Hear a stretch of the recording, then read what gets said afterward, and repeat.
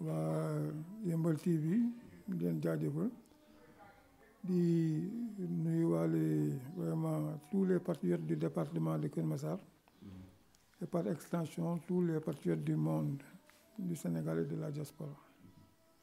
doyen dañoo xëy rek dégg ñu ne yow da nga dem fekk ji mouvance présidentielle bi joxante woon ak ñoom rendez-vous ci benn hôtel ñu doon laaj loolu mbir moom nan la demee.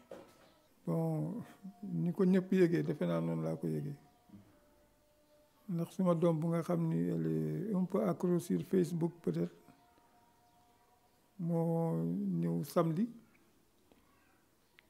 c'était à l'heure où la nouvelle est tombée ñëw wax ma ko bi ma koy wax j'étais sur mon lit et je prenais copieusement mon repas. Bon wooruma ndax j'ai eu une attaque au pied nga xam c'est un pied diabétique si laa nekk di ko traité donc noonu laa ko yëgee ce qui veut dire que au moins benn xam naa leen heure bi ma koy wax c'était l'heure de la conférence de presse bi ñuy wax et que bon vraiment si c'était dans un crime et c'est un crime donc man j'aurais un alibi vraiment très fort pour dire que je n'étais pas présent sur la scène du crime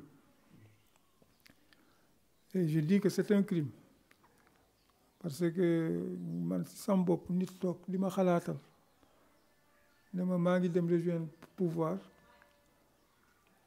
su ma ko defee c'est un crime boo ko xalaatee ci man te defuma ko tu as commis un crime ce n'est plus une diffamation donc looloo tax ma ni heureusement que ma première réaction était d'amener un démenti dans les panels yi nekkoon à ma disposition mais dans tous les panels j'ai trouvé un silence de cimetière kenn waxul.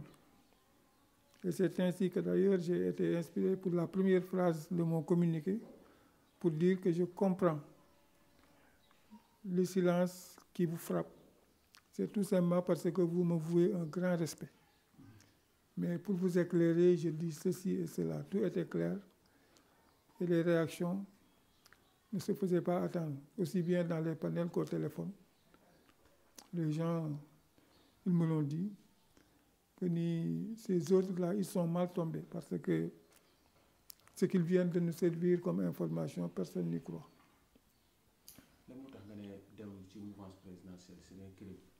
C'est un grand crime pour moi. Waxuma la mouvance présidentielle, mais gis nga toutes les personnes âgées au Sénégal, ils ont été complices de ce qui se passe. Et des régimes qui sont dénoncés. Ils sont tous dans le système. Wow. Kooku, je vous le dis, que depuis Mamadou Dia, et jusqu'à présent, il y en a qui viennent avec nous, qui chevauchent avec nous, qui viennent, bon, il faut animation am dina ñëw, mais je vous dis que ñoom ñëpp, ils doivent se lever et dire un seul mot à la jeunesse, pardon.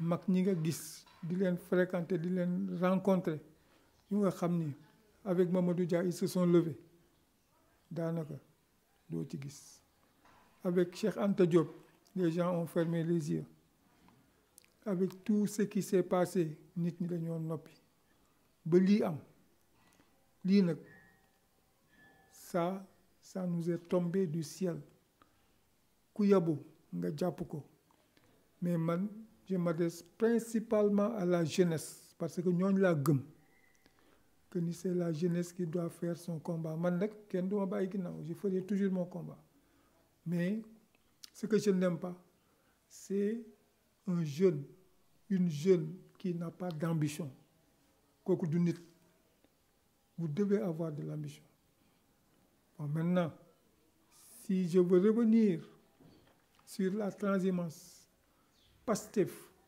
pouvoir man je dis tout simplement que ça c'est pas possible mënul nekk même si vous me donnez des exemples, ils ne seront pas valables avec moi. Tes exemples amu ci. Pourquoi? Tout simplement, man de, personnellement, quand j'installe une cellule, à commencer par ma propre cellule, je vais installer.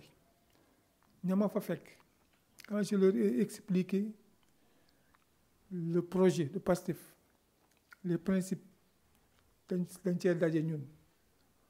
et quand j'ai aimé le président Ousmane Sonko, quand je l'ai vu à la télé pour la première fois, c'est tout simplement parce que je me retrouvais dans ces principes. Gis nga loolu nag moom moo law ci biir Pastef ba man dama commencé installer. J'ai fait 2 ans d'installation, 3 ans. Pourtant, toutes les cellules ici à Keur Massar, c'est moi qui les ai installées. De 2016 à maintenant, benn laa ci installé wu muy Fat Bintou Coly. Yi si des yëpp man maa ko installé sama bopp. Et actuellement, on va vers la centaine de cellules. Mais je vais vous dire une chose, que ni gis nga nit ak responsable bu mu mun a nekk dans une cellule, dans une section, dans une coordination, boo fa ñëwee avec des groupes de personnes qui tournent autour de toi, dis-toi que ça, c'est pas Pastef. Et à tous les jeunes, je dis, ne suivez aucun responsable. Soyez là, essayez de vous affirmer. Yéen ñëpp ku ci nekk na ñëw avec ses arguments. Ne vous laissez pas emporter par qui que ce soit. Nous sommes très très différents des autres partis. C'est pourquoi une transhumance à grande pompe mënul am ci Pastef mu jëm ci keneen. C'est pas possible. Des gens l'ont essayé. Ils ont lamentablement échoué. Waaw. Mais est-ce que am na démarche boo xamante ni peut-être mouvance présidentielle bi ñu ngi ko doon def entre yéen ak ñoom pour nga dem? J'ai jamais entendu parler de... J'ai entendu d'autres responsables dire que on leur a miroité. Moi, j'ai jamais été... Bon, peut-être yàlla baax na. C'est parce que li waa Pastef xalaat ci man ñoom loolu lañ xalaat ci man ba sañu ñu ma approché pour yenn yi waaw. Lan moo la booleeg Pastef? Pastef li ma booleeg moom mooy gis nit ku nga xam ni xam na ma. On était dans un projet man ak moom projet bi marché wul mais si biir projet bi il m'a découvert pour moom nee na xam na ma. Il fekk ma si pied bi boo génnee di nga ko gis. Kan la? Un samedi, c'est un instituteur, il s'appelle monsieur Sidibé, il habite à côté. Je venais ma génn si kii bi dem di defi sama cours en ville mu ñëw jox ma 2 papiers ne ma lii daal dina la arranger parce que yow defe naa ni ñii soo liiree lii di nga jubóog ñii. 2 papiers yooyu, une feuille et un feuillet moom la ñëpp daan jot ci Pastef temps yooyu foofu la communication bi tolloon. Quand j'ai lu, j'ai pas raté le samedi qui a suivi.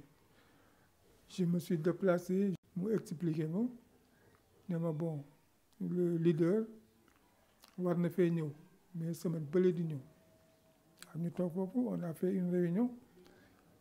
Après bi ñu paree réunion mu ma doyen yow daal vraiment ak ni mu demee nii bon yow su leader bi ñëwee yow yaay wax ak moom quoi yaay jël parti wala ma ni ko d'accord. Doon nañ ko defee le lendemain. Le samedi qui a suivi, je suis allé avec ma fille là. Ba ma duggee la dugg. Depuis boobu on va toujours ensemble en réunion. Ñëw def ko ba pare def les présentations et tout. Man nag je dis que je vais pas m'en rester là. Ma ñëwee sama ordinateur laa jël. J'avais une vidéo de 16 minutes sur le leader Ousmane Sonko. Yooyu laay ñëw ma ñëwee am di jàmm Ismaïla na nga def ñu toog waxtaan nga génn vidéo bi ñu visionner ensemble. Après man la non de toute façon commentaire yi xaju fi yow léegi tëddal nelaw demain matin ou bien après demain ou bien jour bu ñu amee jot nañu waxtaanaat ci kii mun naa la wax le premier adhérent que j'ai eu fii di compter di leen compter ba 10 ba 20 mujj gi fi mu nekk nii tey jii ku bëgg a compter les adhérents de Pastef tu vas perdre la boule kon ñooñu noonu laa ko doon defee am na ci ñu nga xam dañ ma doon wax naan ah mais doyen surtout booy yi yenn saa yi peut-être dañuy mbalak ah mais yéen kii bii ngay wax Pastef bii la kii promotion la waaw effectivement promotion la léegi je comprends que promotion la woon aujourd'hui je veux bien répondre que promotion là effectivement bon c'est toujours dans le projet et promotion bi ça prend son envol actuellement nous sommes à l'assise loo tax man jeune suñu yàqee lii yàq nañ lu bari te ñaanuma yàlla ngeen koy yàq boo leen ko yàqee di ngeen toxu Sénégal loo leen fi toogati je vous assure le Sénégal sera invivable kooku moom il faut ngeen gëm loolu. Merci beaucoup.